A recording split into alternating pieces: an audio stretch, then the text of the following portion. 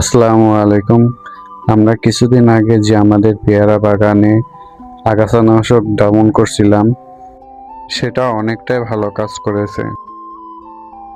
যে কারণে ঘাসগুলোকে দেখতে পাচ্ছেন যে মারা গেছে। যদিও আগাছানাশক দিলেই জমির কাজ পুরোপুরি শেষ হয়ে যায় না।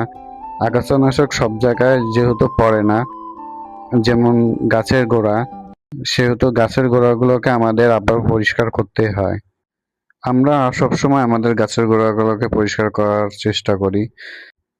গাছের গোড়াগুলো যদি আমরা পরিষ্কার পরিচ্ছন্ন না রাখি, তাহলে যে আগাছাগুলো গাছের গোড়াতে জন্ম নেয় সেগুলো আবার গাছের থেকে শক্তি চুষে নেয়।